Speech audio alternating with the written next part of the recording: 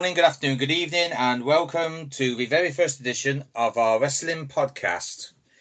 I am with my good friend and wrestling co-host Michael Fraser, and today we're going to talk about various range of topics. We're starting with how we feel TNA went downhill. So, from a guy who actually used to watch TNA when he used to come over here, I actually think it kind of went a bit downhill when the Carters took over, because when Jeff Jarrett was in charge, it was always like he knew what the business was about and he made it all about wrestling. But as soon as the Cars took over, I kind of feel that it went a bit downhill. I mean, I think even AJ Styles has gone on record and says he blames Dixie for TNA's downfall. I think it went downhill when a lot of the originals started to leave. Like when it started, you saw like Ken Shamrock coming in, X-Pac. You saw like Team 3D. You see even like Jeff Hardy before he went back to WWE. With the career resurgence it gave him. They had like Macho Man, Randy Savage. Once all the originals left, like AJ Styles, James Storm, Bobby Roode, Eric Young left. Eric Young left, and like that's a major thing because like he was doing a lot to get over like the ridiculous coward stuff, being like Bobby Roode's assistant, Super Eric, and then when he did the whole superhero Legion team, and even the Motor City Machine Guns when they left, because Impact used to have some of like the best X division, the best tag team divisions, and probably one of the best world heavyweight once they really started going. Like Kurt Angle came in and probably gave some of the best matches of his career. Yeah, and when you have athletes like that come along, it actually makes, I'll say, the ones who are there, like AJ Styles and Samoa Joe, makes them a hell of a lot better as athletes. Exactly, and like you've seen like Raven come in, you got to see like the Monster Abyss to develop, and then just somewhere along the way, they started bringing like Hogan and Bischoff, and they started doing those weird like affair storylines to like AJ Styles. That's when Impact really kind of started to go downhill. I think MEM kind of contributed to that, but usually when factions show up in wrestling, they're kind of supposed to run the roost, but then it starts to go a little too long. Like I couldn't believe Sting being in a faction like that, because Sting's usually just he'll like straight up try and defeat you.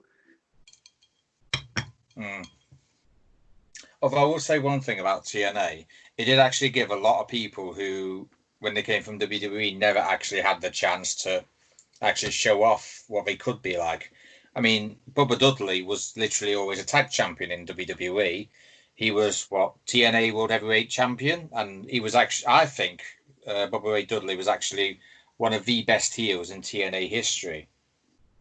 He definitely was. He had the attitude. He had the size. I feel like if he turned on the Aces and 8 and took them all out to like go on his own, I feel like that would have been a lot stronger, since the storyline, like they were running the roost, but it got to the point where it wasn't much of a factor. Like you would tune in to see Bully Ray on the microphone, or like when he tricked Hogan's daughter into pretty much being married to him. That's brilliant.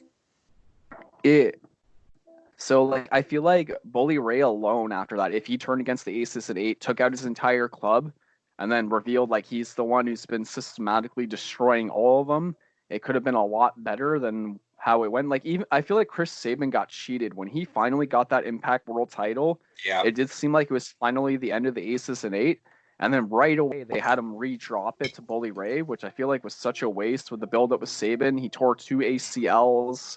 And he came back from all that to pick up the world title. Yeah, it was not only that, but they kind of undid over what Austin Aries did with Option C a few years previously. Exactly. Like it just seems like a lot of guys who shouldn't have gotten buried started to get buried. Like when Sonata, I would have loved to have seen him cash in the X Division title to battle it out at Destination X for the world title. Yeah, I suppose you could say in some regards that a lot of talent who's gone to WWE has actually done something. I mean, Drew Galloway, who is actually Drew Galloway in Impact, and is actually Drew McIntyre in WWE. He's done quite well. Lashley was in TNA for a lot of years. he's sort. I don't know if you class it as doing quite well, but in Impact he did a lot. But that I was actually happy that he went to TNA, and I was even happier that he actually got to do something that he never could do in WWE.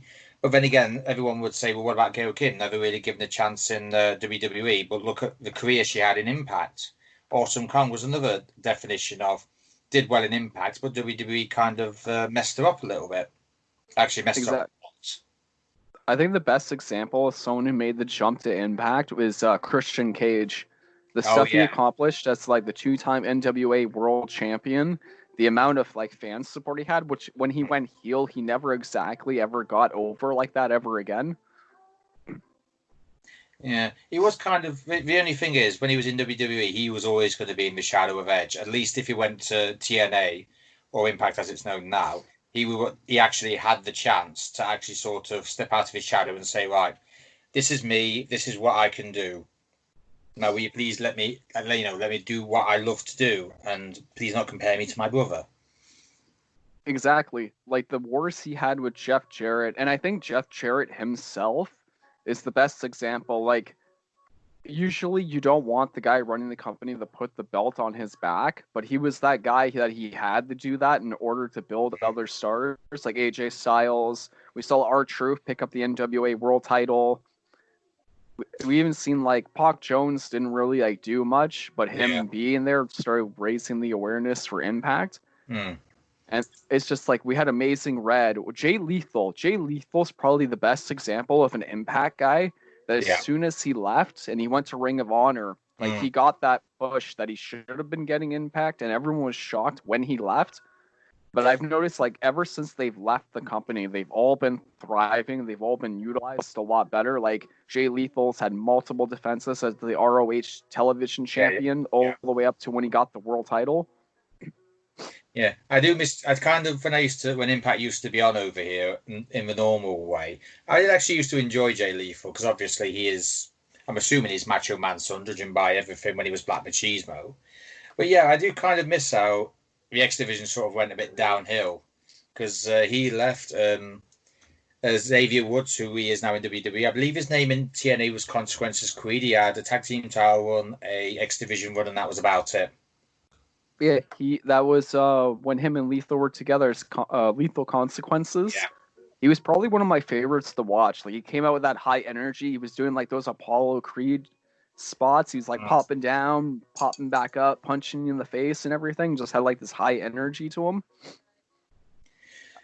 Yeah, I mean, obviously, we know obviously a lot's happened because I can't even remember the last time Impact did a tour over here. I think the last time I went to see them over here was when the guy known as Drake Maverick or Rockstar Spud won. I think it was him and EC3 sort of were in the final of like a battle royale at Birmingham's. Was it NI? I think it was NIA, which is National Indoor Arena.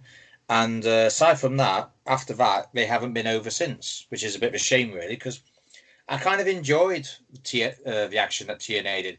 Although I must admit, when you're actually there and you're like, and you're watching, it's like, right, I know what's coming now. And I remember one show at London, I actually did that. It was like, right, he's down there. This is going to happen. And I got the best photos I've probably ever got of a wrestling match. Nice. It's weird because they're quite popular over there. So usually, like, when they come over there, they stay for an extended period of time. Yeah. Like, I probably bought so many Impact DVDs. Like, I have the best of Christian Cage, Jeff Hardy. I have Sting. I have both of AJ's phenomenal volumes. I even bought the video game to get, like, those extra bonus matches. Yeah. It's just a case of... Yeah, sorry. I feel like just along the way, as Dixie Carter became more on-screen prominent and they lost, like, Jim Cornette, when Impact really started to go off the rails, and then Hogan and Bischoff came in and they just recycled the NWO. Yeah, I must admit, I did enjoy Jim Cornette in that because he was absolutely brilliant, and he actually had Matt Morgan as his sort of, I don't know if you want to say his bodyguard or his subordinate. I don't know what you want to say it, but I didn't actually realize this to present, but Matt Morgan has officially blocked me, my personal page on Twitter, and I'm like, why has he blocked me? I have no idea why. Did you say something about him? Like, I didn't even know he was on Twitter, mate. That's the worst thing. But I must admit, I am kind of gutted because I was a big Matt Morgan fan in the day, and he didn't really get the push he should have deserved. He should have had a world title, whether it be in TNA or in WWE. But in WWE, he never got a chance. And in TNA, he was just more like a. In fact, I seem to remember, didn't he team with Crimson for a while? And it was always Matt that got pinned because they wanted to keep Crimson on an undefeated streak, a la Samoa Joe. But they wasted Crimson so badly. they totally wasted him. As soon as that streak ended, he was just getting wrecked. Like, they had him as like Amazing Red's brother and stuff, and it was just such a disaster. Basically, he was a TNA's Goldberg, aside from he had a bit more skill than Goldberg did. Yeah, and then Morgan got like those 2 tag title reigns, one with Hernandez, one with Crimson, and then he was doing the whole like I am the tag team champions, which if they really did something with it because of how big Matt Morgan is, they could have really done something special. Like when he had the gold gear and everything, where they were trying to do like the second coming of Hulk Hogan type thing. Yeah. They could have really just made like if Morgan entered the X division, like it's like that big man trying to wreck all those guys, proving like, you know, he's better than the whole, you know, flips, kicks, super kicks. Yeah. They could have really done something. Like I feel like WWE should have done that with Braun Strowman. Really do this whole David and Goliath thing, but it just doesn't seem like it gets utilized properly. I think that's the problem nowadays because I do watch a lot of WrestleMania and I'm not quite sure because he's actually like, you know, the book stops with Vince. He's the one who decides everything. It's just a case of what must goes on in Vince McMahon's head to kill someone's push. I mean, Ricochet's had his push killed, and he's probably one of the guys who still makes me go like, wow, because half of the stuff he does, you just didn't think was conceivably imaginable, but he does it. He's been his push has been killed. I think Cedric Alexander's has been killed as well. Mustafa Ali's has been killed, literally. He was on a roll, and then he literally had Lashley. Sorry, he had Lashley absolutely hammer him to within a blink of his life. So it's like, where should the book end with the guys or the ladies who run the place? I feel like Cassius Ohno got the worst end of that deal. Like they were having a feud with like William Regal, and he's having all these high-profile matches, and they just never bothered to slap the title on him, the NXT belt, when he's probably their best in-ring technician. He's a heavyweight that moves like a junior heavyweight, and they just never really did anything. I heard he took more of like a mentor role, but I feel like it's such a waste. They never put the belt on him. They never put him and Cesaro together as the kings of wrestling when they're one of the best tag teams that ever went up and down the roads to the independents. I know we didn't have this on the docket, but should we actually discuss who we think either should be in like the upper or mid card rather than where they are now? Sure. Because I think Cesaro should be higher than he is. He should be a lot higher. He should be. He's got all the skills. His microphone skills are improving. If you look at all his singles matches, like the stuff he did with Sami Zayn in NXT, and the stuff he did as the United States champion, like he's a guy that he should have been utilized a lot better. And like him and Shinsuke Nakamura together, they both have like the single skills and tag team skills that they should be elevated higher, especially the way that everything's being booked now and they're missing a lot of their roster. I feel like Cesaro is something that could make things a lot better if he was in more of the upper level of the main event. Yeah, he should be there. I mean, ever since I must admit, I did go off I went off the WWE a bit when they went through their whole PG-13 phase, and it was just like, you can't even have chair shots anymore. You're not allowed to bleed. What's the point? But I must admit, I did come back, and I kind of have started warming to it. But the only problem is, it's still the same problem. People who should be getting pushed, and those who are getting pushed shouldn't. I mean, no offense, but I mean, Cesaro was a Paul Heyman guy at some point. But he was overshadowed by the Lesnar thing. Yeah. I mean, don't get me wrong. I do think Brock Lesnar is an incredible athlete, but I'm not going to go so far as to criticize his work ethic, but I do think that someone who is Universal Champion should defend it at least once a month, not however many times he defended it when he won it off Goldberg at WrestleMania that year. That is true. I feel like, remember when he was having the rise to the title and he was taking out like Big Show, Mark Henry? I Yeah. feel like those should have been his actual title defenses Hmm. to really cement this whole big man thing. Yeah. Or he could even be a giant killer, to be fair. Just so if he does end up watching this, we are not criticizing the athlete he is because he's absolutely incredible. But we just think that during his, was it 14-month title reign, was it? It might have been during his 14th. They pretty much treated him as like a special attraction. So he would show up like every now and then to defend the belt, which I think in a way hurt the belt. Like Lesnar's good when you have him in the ring. Like when he would do back in the day, remember like the shooting star press, the Ooh, Brock he nearly lock. killed himself with that. When he'd actually like pick up pieces of the set and you see him like bench pressing in the back and everything. Like that's the Lesnar I really liked because like he looked like when it came down to it that he'd wreck you, and then the stuff he could do off the top rope just even made it better because you wouldn't expect that he could do all that. And then I wish he'd do more of that, but since he's altered his style more, this whole brute style works. And I did really like when he had the MITB case and he was doing like the whole Brock party thing. I did like that. Yeah, that was actually quite fun. And like his segment with R-Truth, like Brock, when he's allowed to have fun, like he's really entertaining. He does become quite likable, doesn't he? Exactly. So I kind of wish they'd give Brock more of that. Bring back more of his old school moves and everything. And I feel like Brock would be like a little bit higher where he should be because he is entertaining. Like I think people saying like he's a crud champion. It's a mixed bag because like when he shows up in the ring, he's great. It's just I wish they gave him a few more title defenses, which it's probably because of his contract due to the limited dates. Yeah, but if they gave me more of like fan favorites against him, like we got Cena, if they gave us Cesaro for more of that like scrapping and brawling, and then him and Shinsuke Nakamura would have been great because I know with Nakamura when he was in Japan took a bit of influence from Lesnar when Lesnar was over there as the IWGP World Champion. I feel like we just missed out on so many perfect like feuds and clashes that could have happened that could have made Brock's reign even better.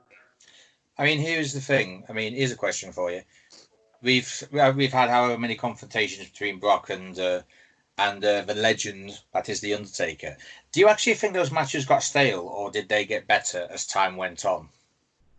I think after a while, some of them did get kind of stale. Like I feel like when Brock finally beat Undertaker and the streak ended, that really should have been it. Like that should have been all the heat Lesnar needed.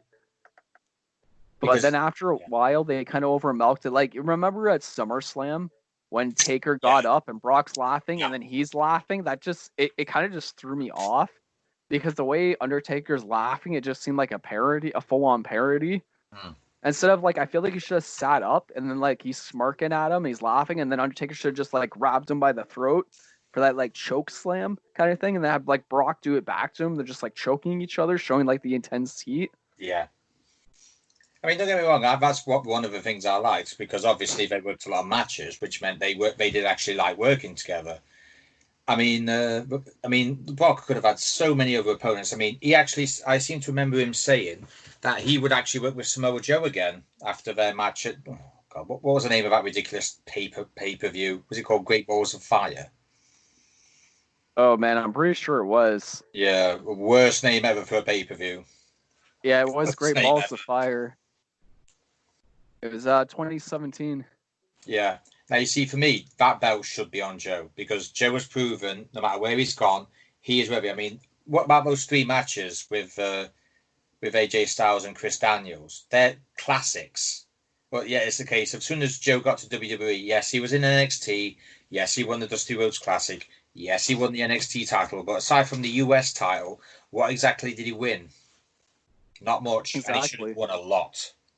I feel like he should have been in the Andre the Giant Battle Royal. Like he should have been wrecking guys, like really cementing this whole destroyer gimmick. Yeah. But then they just kind of slowed on Samoa Joe more and more, and I feel like that hurt Joe in the long run because if you put him against AJ Styles, 2 of them would have wrecked house. If they brought in Christopher Daniels way back in the day, because I heard he was supposed to be like that mastermind instead of Vince McMahon in the storyline, but it got told he was too small.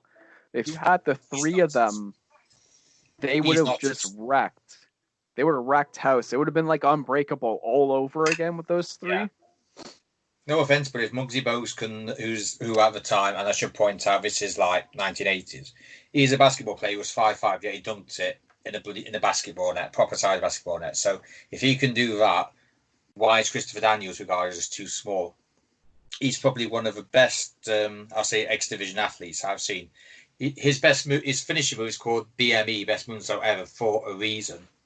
It's not just there just to gloat his ego or make his ego better. That's actually what it is. Sometimes I think you might differ with me on this, but I think it should not be. It should be based on like reputation, not what someone's height is, whether they think they're not good enough or not. It should be based on reputation, and then given a proper good tryout against someone. That's what it should have been. But the problem is, I think a lot of people are hooked on that whole big man giant era, but it isn't that anymore. Like, you're seeing a lot of guys who back in the 80s, 90s, they wouldn't have gotten as over. Yeah. Like, I feel like the heart of the cruiserweight division still lives throughout wrestling. Like, you saw the X division pick that up, and then you've seen like other guys like Ricochet and everything like really harness that style, go to Japan. Like, I think in a lot of ways, like, Bryan Danielson's the perfect example. In a lot of ways, he shouldn't have succeeded. But he came in, he worked with everything he was given, and the fans pretty much loved him. Like, they changed WrestleMania for him to win the belt because of the fan love, and pushed Batista, who is probably the definition of what Vince wants for like a big man wrestler, over to the side so Bryan Danielson could win the belt, which I think in a lot of ways changed wrestling for the better. Don't get me wrong, I do actually like Dave Batista. I think he's a hell of an athlete. In fact, I show my lady old videos of him, and she's like, wow, because she's just used to of him being in Guardians of the Galaxy with no hair. So when she actually sees that he had hair back in the day, she was like, wow, he had hair. Exactly. I'm not taking away from his ability, because I've always found that he's kind of like not so much the Hulk Hogan of modern day wrestling when he was wrestling, but he had it all. He had presence. He had that chill factor that you would not want to get on his bad side. I mean, look what he did with Rey Mysterio that time. Exactly. I actually really liked when he was heel, like when he had John Cena on the ropes and everything. And Batista's like rocking the sunglasses and everything. Yeah. And he was just like coming out there wrecking guys, like giving that attitude. And I feel like we missed out on Batista versus Brock Lesnar. Yeah. Like when the peak of Lesnar's stuff going on, I feel like we all missed out. Because if we got Goldberg, Batista, Lesnar, it could have been like that full-on three-way power struggle where it would have been like the WCW era, the SmackDown era, and you would have had when Batista came in and took over from Raw to SmackDown, you would have had like the three powerhouses like reshaped like what strength is, and it would have been really entertaining. Yeah, it just goes to show, I mean, all the talents that's there, and like you said, Daniel Bryan, as he's known in WWE, or Bryan Danielson as he was known elsewhere, he actually sort of changed everything. I mean, if it weren't for him, AJ Styles wouldn't have been brought in. He wouldn't have been WWE champion for it was just about a year, wasn't it? Give or take. It was about give or take a year, and then AJ had his belt for a year. Daniel had his for 6 months before we had Kofi Mania, which was 7 months. It might have been 7 months. Honestly, Kofi Kingston's the best example of like that style, that high hitting style, flips and kicks, and like all the spots he did to land back into the ring during the Royal Rumble match. Like, for a long time, I always felt like Kofi Kingston was like the guy that never got his chance to be the world champion, even though he gave some of the best matches in WWE. And then he finally got the belt, and they put him against Lesnar. And I think if they let Lesnar and him really go at it, like build a feud, spend a couple months going back and forth, we could have got something special. Could you imagine if he somehow caught Brock with the SOS? People going crazy. But instead, we got a 7-second squash match, which I don't think a lot of people are happy about. It's like he literally, every single second of his reign, that was literally the equivalent of a month. So it's like 7 seconds, 7 months of a title reign, and that's it. That's it. Goodbye. And he was given some of the best matches. Like, he was taking on so many top contenders. And I think story-wise, they wouldn't have had him beat Brock, but at least we would have really gotten this whole, like, underdog champion trying to hold on to his belt while taking on, like, the behemoth type thing. Because, like, when Brock really gets going and Kofi gets really going, you get some of, like, the best spots. And it would have been that perfect blend of the new style versus the old style. Yeah. And it would have been perfect. Right, we're going to have to cut it short, I'm afraid, for various reasons. But if you liked what you hear, please do not hesitate to follow us. You will find us on Final Cut and Deeper Than the Music. You'll find us on all streaming platforms, and we are part of Nios Media. So before we finish, is there anything you'd like to add, Michael? You can also find us on...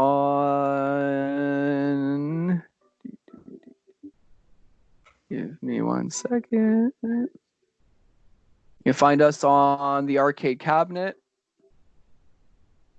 for We'll Talk Gaming. You can find us on Finalcut if you want to talk movies. Nice. Yeah. In fact, we'll be on Arcade Cabinet and Final Cut very soon, actually. So to everyone who's listened, sorry it's a bit short, but thank you very much for tuning in. And me and Michael will see you next week. Welcome to Drop Kicks and Body Slams.